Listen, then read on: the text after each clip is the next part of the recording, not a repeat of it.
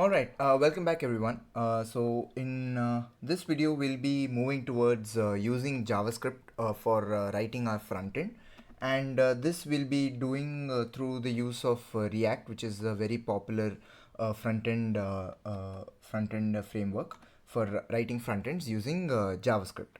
So so far we have actually looked at Node.js, and then we've started building a project where we've written a server, a simple server.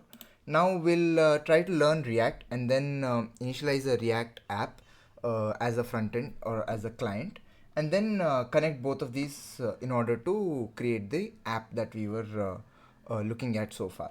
So first of all, before we head into all of that, let's just learn some basic concepts of React, how to create a React app and then or a React project, and then learn some basic concepts in React, and then we'll worry about actually implementing the project's front end. So if anyone wants to actually skip the, let's say, learning part video or get learn faster, I'd highly recommend you go to if we go to react.dev, and then we go to learn React. There is this thing called as the quick start. So this quick start basically covers everything that you need. This entire one page article covers everything that you need to learn React quickly. I'll also be mostly covering whatever is written here. So if you want to, read and learn maybe faster and save time, if you want to read instead of watching here, then yeah, you can for sure go ahead with this. So yeah, basically we'll be covering whatever is mentioned here in the quick start of React to get like a basic idea, and then we'll work on the project. So before that, first let's understand how to create a React app. Now, most popular way to create a React app is through something known as Vite. So if we go to Vite, and then we can click on get started, and if we scroll down here, this is the command that we need. We've already seen in the previous videos when we have done the backend that we have installed a npm node and stuff like that. So now we just copy this npm create vite at the rate latest, and then this will open up a prompt and that will do the rest for us. So if we go to terminal, or we can just first of all let's create a new client folder in our inside of our project folder, and then let's right click open in integrated terminal. So we can open this in the VS Code terminal, and then we will just paste the command npm create vite at the rate latest. And then if we run this from here, we can create our React app. So need to install the following packages. So first, since we are doing it for the first time, we need to install this package. So we just click Y, and then it will install Vite. Now we have to give it a project name. Let's say to-front-end. To-front-end sounds good. Now we can select a framework here. You can use Vite for like vanilla JavaScript apps as well, so like HTML, CSS, and JavaScript. But right now we are going to be going with React. So you can use your arrow keys, scroll down to React, and click enter. Then we'll select a variant. Right now let's not go into TypeScript and all of that. We'll just keep it simple, JavaScript. And then it says done. Now run these three commands. So right now we are in the client directory. We can see that inside client all these folders have been created. Inside client to-frontend, and then all these files have bend created. So first let's clear our terminal. Then let's cd into whatever our project name was. We gave our project name as to-frontend. So we'll type cd into that. Now we need to run npm I or npm install, whatever. This will install basically all the packages that are needed to create the React app.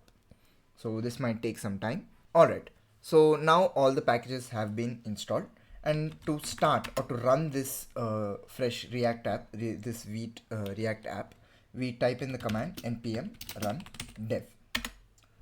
So this will bring us to this link, http localhost 5173. React app will be at this link, so we can either control click, it will open in your default browser, or you can just copy, and I'll maybe put it here in Firefox, localhost 5173. And this is the default React app that is by default loaded.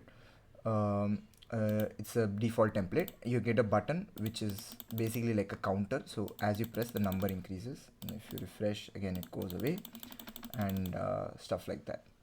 So yeah, this is basically a how to create a React project. So now that we have created the React project, let's look at how it is. So I can I can actually close the terminal away, and I can bring this back up using Control J. So this is a nice shortcut for you guys. Control J to hide and open the terminal back up again. So you can use that. So now let's look at the folder structure here. So inside of this React app, we have something known as source, and this is where all the magic happens. All the things that we have seen so far here is inside this app.jsx. Now to clear all the confusion, let's just remove all of this, just make it empty. We'll remove all the CSS as well, make it empty. We'll clear out all of these files. Then main.jsx, we can leave main.jsx, app.css, index.css and app.jsx will clear it up. So we can leave main.jsx as it is. Alright, so now the basic structure of a React app, or the basic concept, is that it is like a function which returns a part of a website, or some sort of an HTML code. So if I generally in VS Code, if you type RAFCE, you get React arrow function export component. So if you click this is the basic boilerplate, or the structure of a React app. So first at the top we import React, then we have a function. It is declared, it's an arrow function which is stored in this const app, and then we export this app. So what does this return right now? It is returning just a div with the title app. So we can write, let's say, hello dev dash, save this, and then if we refresh this, we can see that it's returning hello dev dash. So this is basically, you can say, our top level. So this is basically the component that gets loaded. Everything here is shown here. We can also have separate components. We will discuss about that later as well. So basic concept to understand for now is that in React, you return your HTML from a function. That is the basic concept of React. Now let us discuss the concept of a component. What is a component? You can say function button component is equal to return some, let's say, button. So we'll return some HTML button, press me. Okay, so this is being returned by the function button component, and now I can add this button component that I declared here by button component slash. So okay, it is shouting here because whenever we return something from a function in React, all of it needs to be in one parent container. So we can write it as a div. So we have to nest all of these inside one big div, and then this will work. Or if you don't want to say have a div, you can just use these template these things. So this is also like an opening and a closing tag. So you can write it as a div, or you can just leave them like a blank opening tag and a blank closing tag like this. So the thing to remember is that when you have multiple lines or multiple components or multiple lines of HTML that you're returning, it all has to be nested within one parent tag. So it could be a div, or it could be just these empty tags. So now if we refresh here, we can see that we get hello dev dash, and we should be returning a button as well. However, that's not happening right now. I do not know why. Okay, so a thing to note here is that the React components that you declare, the functions, always need to be capitalized. So they must be starting with a capital letter. That's how you know that they are React components. So now if we refresh, yes, we do get this div and then this component which is being imported from here. So this press me. So that is basically a component. Generally though, this is not how we use components. What we do is, inside of SRC, we create like a new folder. We label this as components, and inside of this components we can write, let's say like app.jsx, we can write button component.jsx, and then similarly we type rafce, we get a react arrow function. So now we'll just remove this here, and then we'll say that this is a button. So button slash button click me. Okay, so now I've declared this button component inside of this components folder. How do I get it in my app.jsx? For this we need to import, like how we are importing React, we also need to import the button from the components folder. So we write, generally if with IDs such as VS Code, it will do it automatically. So if I type import button component, it's already recognizing that it's in component slash button component.jsx. So if we import it like this, and then we use that component here in the, it becomes like a separate, its own special self-closing HTML tag, and we can just use it here. And then if we click refresh, yes, we can access the same button, but you can notice that now the function that returns this button component is not here, it is in components button component.jsx. So we declare the function here, it returns the component, it returns the button, and then we call it here, and we import it from here, button component components.button component slash button component. Now let's say we want to display some we want to access some JavaScript code inside of this HTML. Let's say we want to display some JavaScript data. Now how do we do that? Well, this is just the return statement of the function. Before the return, we can write any logic that we want. So let's say we declare a variable, let s is equal to DevDash. It's just a string. So I'm declaring it like this.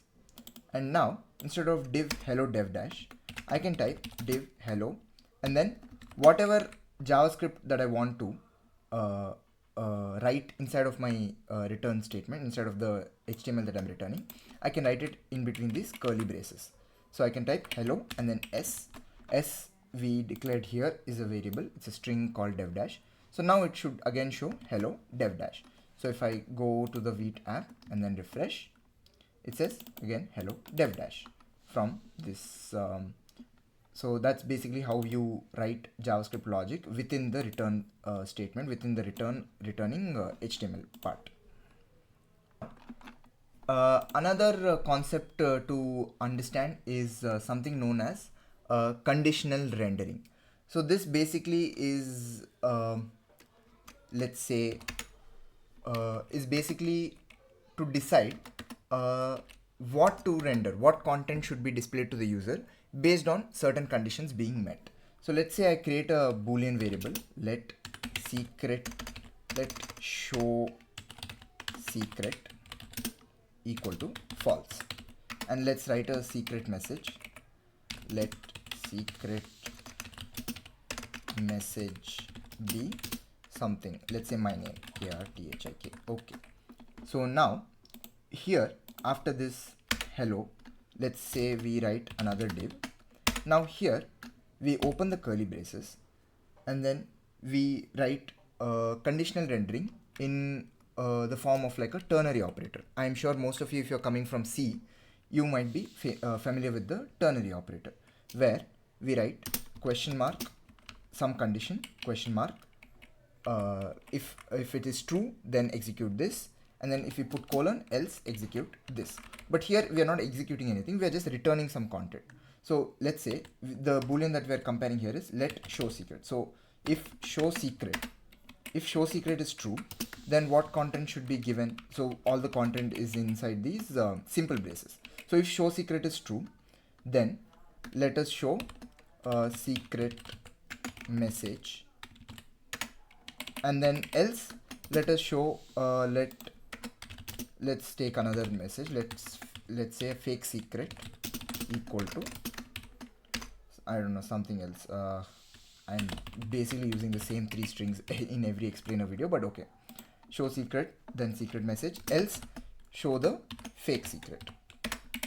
So now here we have set show secret to false. So it will check first show secret. Is it true? if it's true, it would have shown the secret message, Karthik. However, since it's false, it will go to the else part and then show the fake secret. So if we save it here and then refresh, nothing is happening.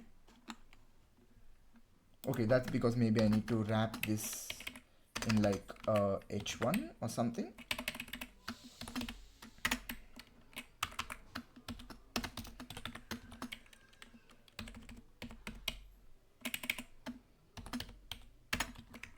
Right, if I save this now, yes.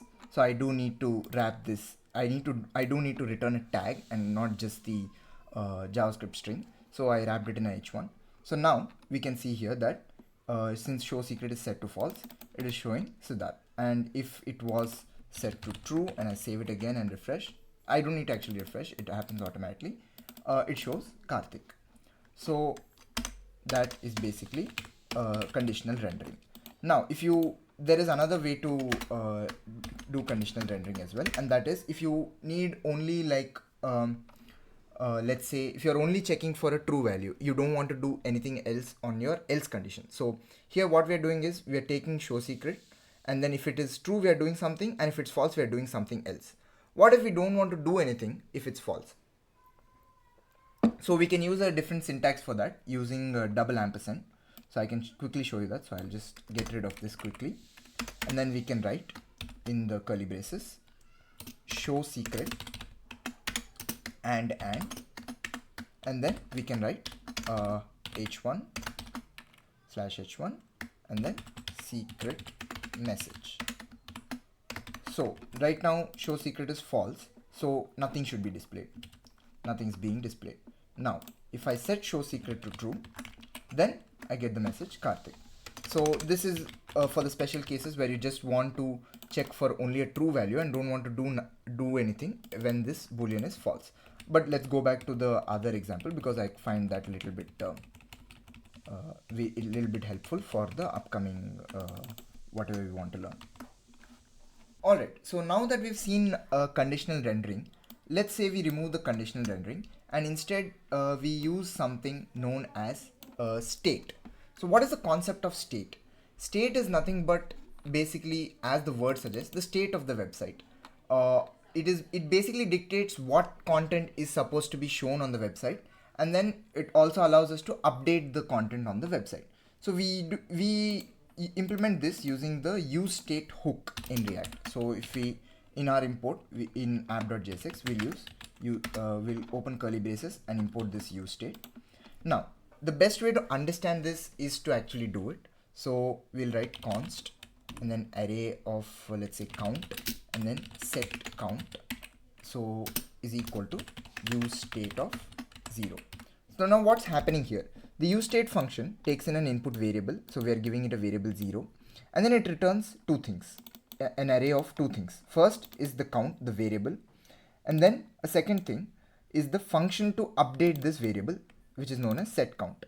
So now whenever we call this set count function, the value of count will be updated, and whenever the value of count is updated, the component reloads to show that the component or the website reloads to show that the count has been updated. So let's say we write we'll forget the button component for now. We'll write a button to increase count. Okay, we'll have a button here, and then we'll also have a div here displaying the count variable. So how do we display variables? We have seen through curly braces, count like this, and then let's write a function. Okay, so const counter equal to scenario function. We'll just write set count to count plus 1. Cool. And now, so when should this function be called? Counter whenever button is clicked. So we type button on click, we call the function counter, and that will update the count value. So what's happening here? Let's have a quick look again, and before we see the demonstration. So what is actually happening here? So let's have a quick look. So first we are saying useState of 0. We are calling useState with the variable 0. So 0 is the initial value, and then it returns two things, an array of two variables. First is count, which is a number, and then set count, which is the function used to update that number, update the count variable. Then we have declared a function called counter, which will basically call set count and make it increase the count value to the current value plus 1. So it will basically increment the count value. It will call the set count function and count plus 1. We could directly do count equal to count plus 1, but that is just like a normal JavaScript way to do it. React will not understand that until you refresh the page or something like that. But if you call set count, React will increment the update the count value to whatever is passed in here, and then the component itself or the website itself will update and showcase that yes, the count value has changed without reloading the entire website. Only that part will be reloaded and refreshed and shown to you. So if we just save it, and then whenever we click this increase count, the counter is being called and set count is being called to update the value of count. So this is basically similar to that same basic counting function that we've seen in the template that we've seen when we initialize the project. So if we go here and then if we go and refresh, okay, something is wrong. Oh, okay, so I've realized that there's a slight error here. So I'm basically I've removed the string s by mistake, I think. Yeah, so the count logic is fine, so we just remove that. Okay, cool. So increase count. So now you can see that it increases the count variable without actually refreshing the entire page. So you can see the entire page is not refreshing and only the count variable is increasing whenever I click increase count. Click me still doesn't do anything, it just gives an alert saying that I have been clicked. But okay, we'll deal with that later. Okay, so now we've seen what use state basically does. It allows us to change the values or update the values of variables that we are using in our component, in our website, without needing to refresh the entire site data. So that saves us time. Now let's do an exercise. What we can do is, instead of writing the function here, writing the button here, we can pass functions or even state variables to components such as our button component as something known as a prop. So how do we pass this as a prop? We basically say func equal to, let's say we pass counter as a func to this button component, and then here we can receive func, and then on click, instead of using handle click, we can call this func function. And then if we refresh and see what's happening here, we can see that now the button component, the click me button component, when clicked increases the count. Okay, so that was all a little quick. What's actually happening here? Let's understand now. So what we have done is we have declared the state variables in app.jsx, count and set count. We have also declared a function saying counter set count equal to set count of count plus 1. So counter, we know when called, it will update the count or it will increment the count by 1. Now, what are we doing here is the same div where we are showing the current value of the count. And then we have a separate component here called button component, which we declared earlier. Now what we are doing is we are passing a function, this counter function, we are passing it as a prop, as a property to the button component, and we are receiving this func here. And then we've removed the previous alert function here, and we just return a button which on click will run the function func, which it was passed down from app.jsx. So this function itself was passed to it from app.jsx. So now whenever click me is clicked, this func will run. This func is nothing but counter function that we've declared here, and then the state variables which are a level above in the app.jsx can be updated through this button component by you passing down the function. We can also directly pass down the state variables themselves as well, and write everything there. So if I want to redo that to show you guys, so count equal to, let's say I want to pass the count variable, and I want to pass the set count function is equal to set count. So now I'm passing directly the state variables as props, and let me just remove this counter function here, and then I'll write it here. So remove func and type counter. Now another thing important to note here is here we need to declare them. saying what are we passing them as? Count and set count. So we need to declare count, comma, set count, sorry, and then we save it, and then we save this one as well. And this should also work exactly the same. So here, instead of passing the function to update the state variable, we're directly passing the state variable and the update function, and we're writing the function here. So if we refresh the same, this should still say the same, and yes, it still works the same.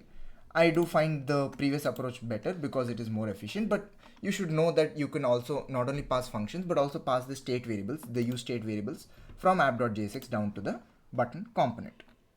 All right, so finally, let's have a look at how to loop through an array of data and create a let's say a list or something like that. So I've copied this array of objects from the react.dev documentation. Let's say we want to display a list showing all of these cabbage, garlic, apple, whatever. So how do we do this? Well, we use a function known as the map function. So this is similar to like a looping function like for each, which you use on an array. But in React, we tend to use this map function a lot in order to display these this kind of array of data or an array of objects or whatever. Okay, so now let's look at how we can display like an array of items using React. How do we render them?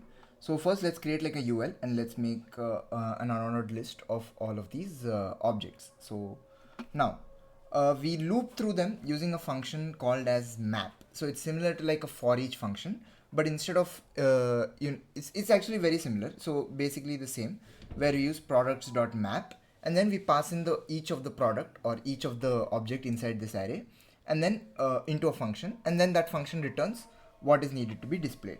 So let's say products.map of, and then okay, sorry, we need to write this in, this is all JavaScript code, so we need to write this in curly braces. Products.map of, let's say we pass in a product P, and for each of this product P, I'm declaring an arrow function. We need to return some HTML, and what would that be? We need to return an li. Let's give it a key attribute, so that will be p.id, and then we'll type p.title. Sorry, this also needs to be in curly braces, p.title. So it is basically going to return us a list of cabbage, garlic, and apple. If we refresh this, you can see cabbage, garlic, and apple. So that is basically how to loop through an array of objects and then render them in a website. So that mostly we'll be using the map function for this. In fact, the map function, we are going to be using a lot of it in throughout React development.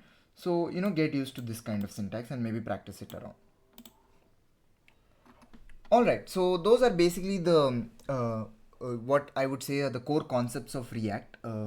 They are just enough for you to get started. Of course, there will be more things to learn in detail, and for that I would highly recommend that you go to react.dev and go through the documentation, because there I know documentation sounds scary, but it is actually a great resource, and it's laid out very simply as well with a lot of code examples.